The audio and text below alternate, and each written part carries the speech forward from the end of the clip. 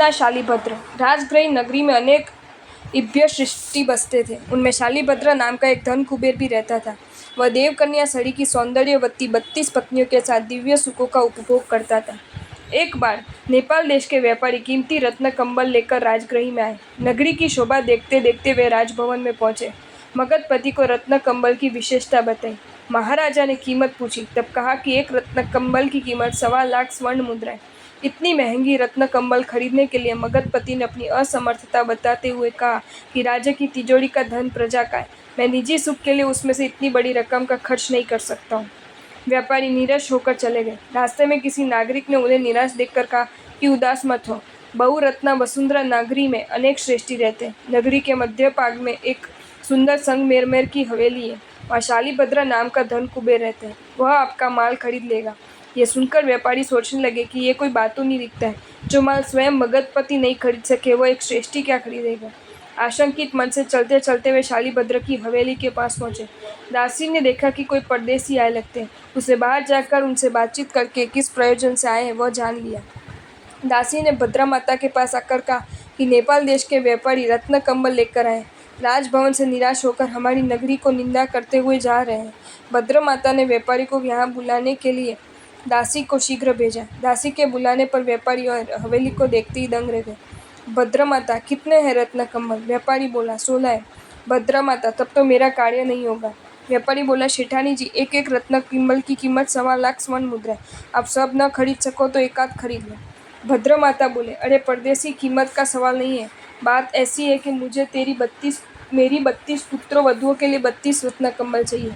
व्यापारी आश्चर्यचकित होकर, क्या 32 रत्न कंबल चाहिए? मगध देश के महाराजा एक भी रत्न कंबल नहीं खरीद सके और आप 32 खरीदना चाहते हो? हमारे पास तो 16 ही है।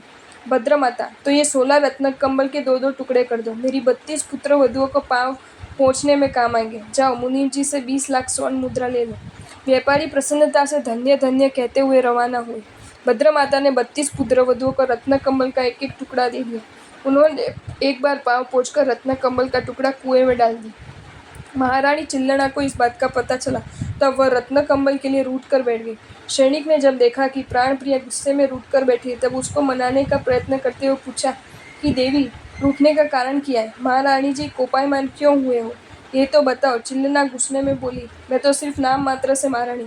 यदि आपको मुझ पर प्रेम होता तो आप मेरे लिए एक रत्न कंबल जरूर खरीदते।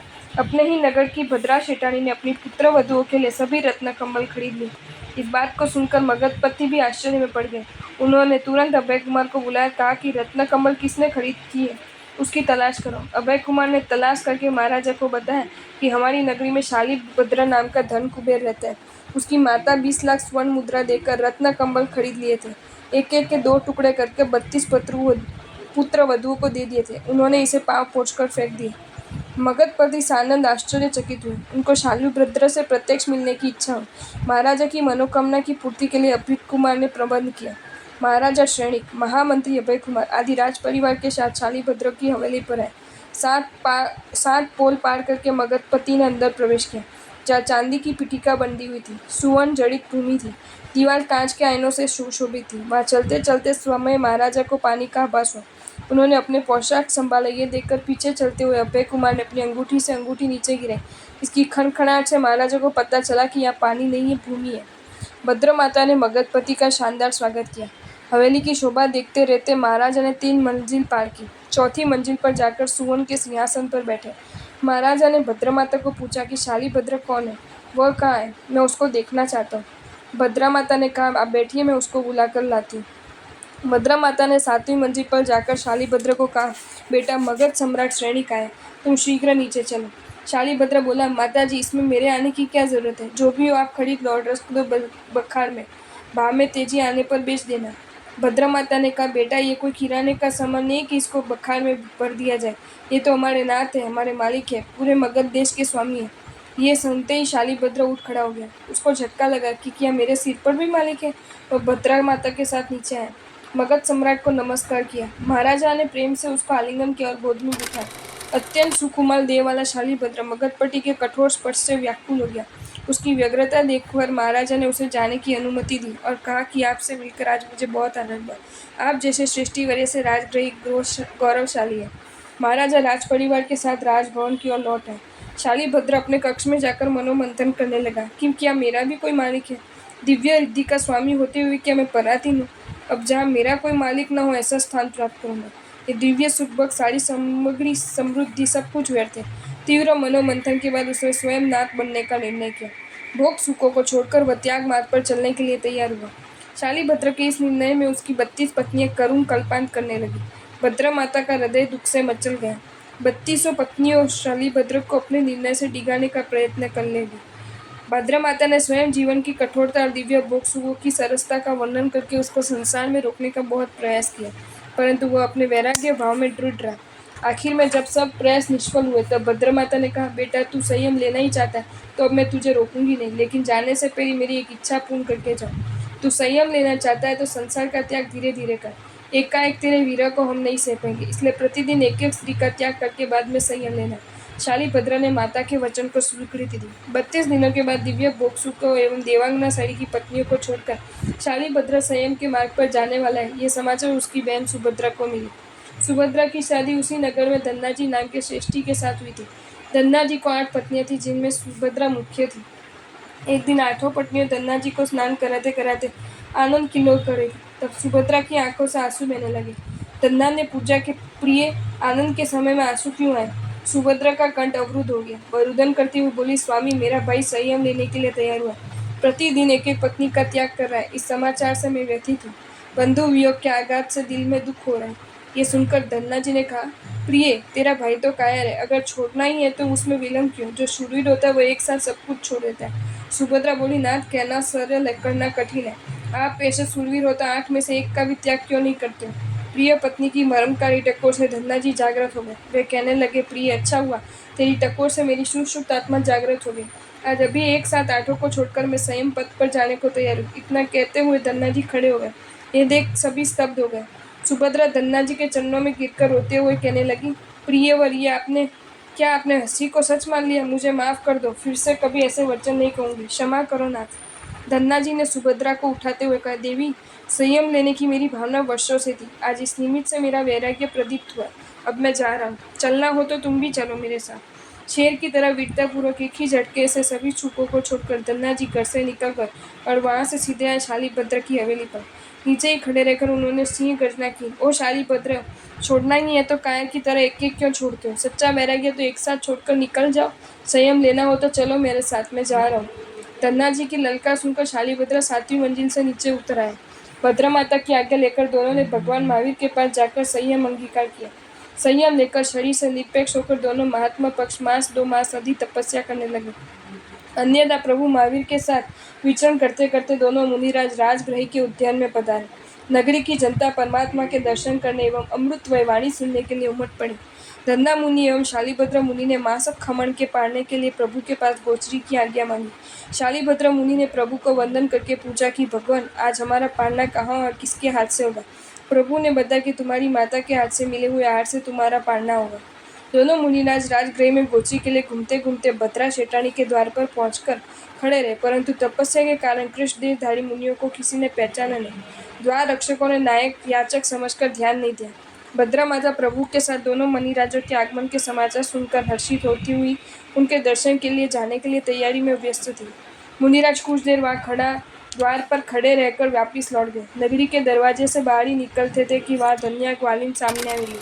शालिभद्र मुनि को देखते ही उसके दिल में वात्सल्य भाव उभर आए। भक्ति भाव से वंदन करके उसने मुनिराज को दही बोराए। दोनों मुनिराज प्रभु महावीर के पास आए। वंदन करके प्रभु को पूछा कि प्रभु, आज मुझे मेरी माता के घर से कुछ भी आहार क्यों नहीं मिला? एक ग्वालिन ने हमको दही बोराया।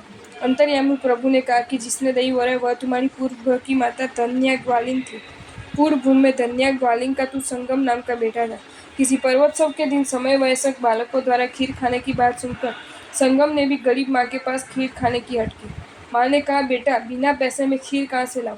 संगम अपनी जिद पर अड़ा रहा और जोर जोर से रोने लगा। पुत्र को रोता हुआ देखकर माँ का दिल सहन नहीं कर पाया।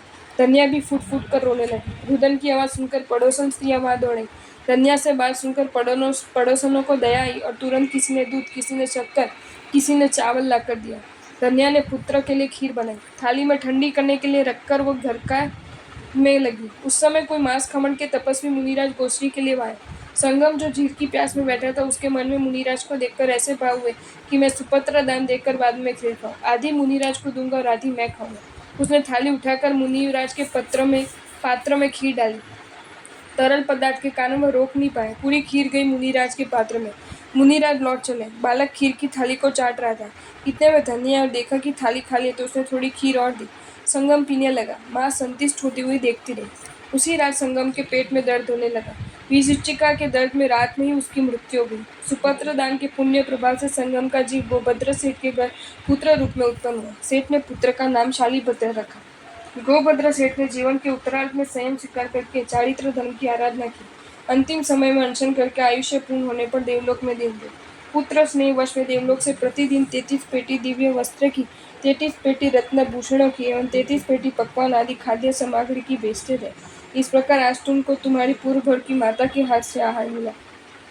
तदंतर दही से पालना करके दोनों मुनिराज प्रभु महावीर की आज्ञा लेकर व्यवहारगिरी पर अनशन करने गए। वहां जाकर पृथ्वी शिला पटक की प्रतिलेखना करके दोनों ने अनशन अंगीकार किया। उधर भद्रा माता 32 पुत्र वधु के साथ एवं महाराजा श्रेणिक राज परिवार सहित प्रभु महावीर के दर्शन के लिए उपस्थित हुए। भद्रा माता ने परमात्मा को वंदना करके इधर उधर नजर घुमाई। कहीं धन्ना शालीभद्र मुनि नजर नहीं है। तब प्रभु से पूछा कि वहाँ कहाँ है दोनों मुनिराज। सर्वज्ञ प्रभु ने कहा कि भद्रे, दोनों मुनिराज तुम्हारे घर गोचरी के लिए आए थे, मगर तुम यहाँ आने की तैयारी में व्यस्त थी, इसलिए तुम्हें उनके आगमन का पता नहीं चला। वहां से आकर दोनों ने व्यवहारगिरी पर अनशन अंगीकार किया। ये सुनते ही भद्रा माता महाराजा श्रेणिक के साथ शीघ्र व्यवहारगिरी पर पहुंची। वहां देखा तो दोनों मुनिराज अनशन ग्रहण करके स्थिर काष्ठवत निश्चल सोए थे। भद्रा माता पुत्र मोहवश आंखों से आंसू बहाती कहने लगी कि हे पुत्र, एक बार मेरे सामने देखो। आप घर आए तब मैं दर्शन करने की तैयारियों में व्यस्त थी। आँख में आगमन का मुझे भान ही नहीं रहा।